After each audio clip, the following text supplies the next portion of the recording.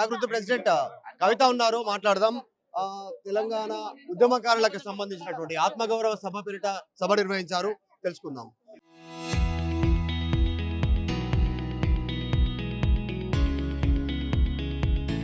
నిజంగానే తెలంగాణ వచ్చిన తర్వాత దాదాపు 12 ఏళ్ళు గడిచిపోయింది. ఇంకా ఈ రోజు తెలంగాణ ఉద్యమకారుల కోసం పోరాడాల్సినటువంటి అవసరం ఏముంది కవిత గారు?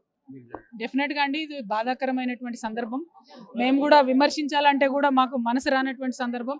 ఎందుకంటే ఏదైతే తెలంగాణ తెచ్చుకున్నామో, ఏ ప్రజల కోసం అయితే తెచ్చుకున్నామో దాంట్లో రథచక్రాలుగా పనిచేసినటువంటి ఉద్యమకారులు, అమరవీరులు, వాళ్ళ కుటుంబాలు నలిగిపోయినాయి తప్ప న్యాయం అయితే జరగలేదు. ఆ న్యాయం కోసం పోరాటం చేస్తూ ఉన్నాం.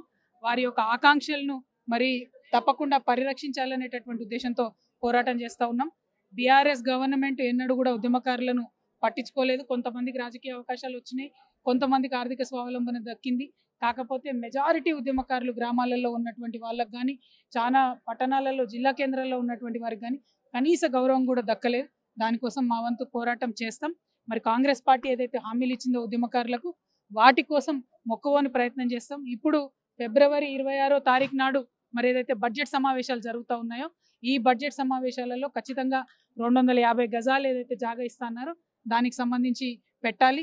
ఏదైతే అమరవీరుల కుటుంబాలకు 25,000 పెన్షన్ ఇస్తామన్నారో అది కూడా పెట్టాలి. ఇట్లాంటి అనేక అంశాలతోని ఇవాళ సభ జరుపుకున్నాం. రాష్ట్ర వ్యాప్తంగా ఉన్నటువంటి అనేక సంఘాలు వచ్చాయి.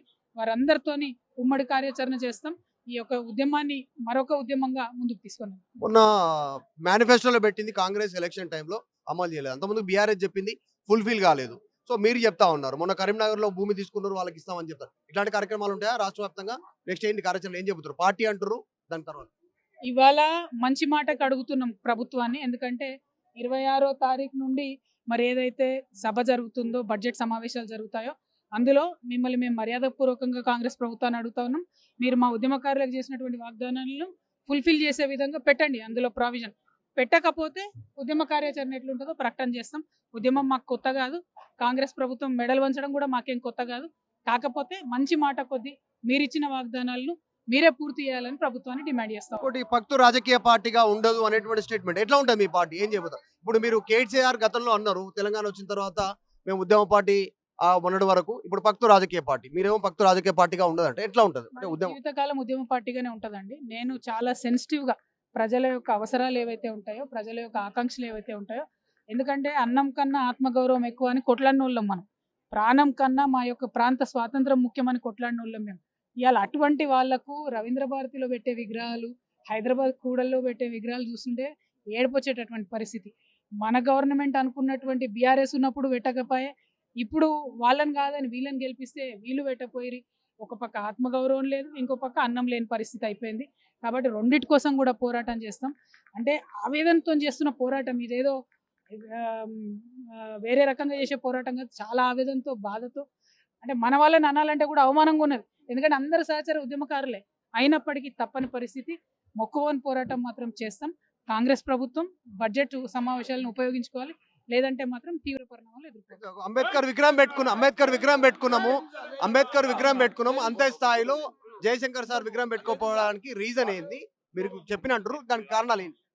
బ్రదర్, ఇప్పుడు అంబేద్కర్ విగ్రహం అయినా, అమరజ్యోతి అయినా అన్ని కూడా అవినీతి మరకలు అంటుకున్నాయి.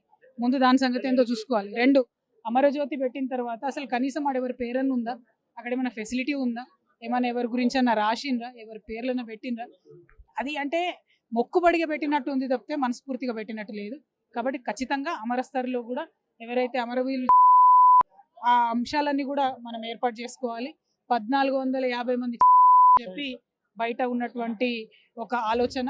మరి వాటన్నిటిని ఎట్లా వెరిఫై చేయాలి, ఏం చేయాలి?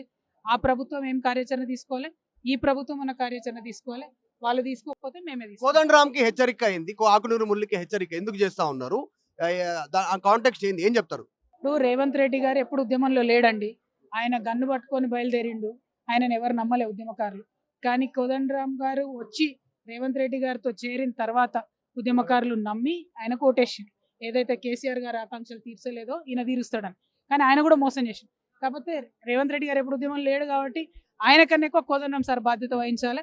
కోదండరాం సార్ అవసరమైతే రేవంత్ రెడ్డి ఇంటి ముట్టడి చేస్తాడా, అసెంబ్లీలో బయట ఇస్తాడా, ఏం చేస్తాడో తెలియదు. కానీ మా యొక్క ఆకాంక్షలు, మా యొక్క డిమాండ్స్ ఏవైతే ఉన్నాయో వాటిని తీర్చాలే ప్రయత్నం చేయాలని కోదండరాము ఆయన పదవి కోసము అవకాశం కోసము తెలంగాణ ప్రజలను మోసం చేసి రేవంత్ రెడ్డికి మద్దతు ఇచ్చిండా?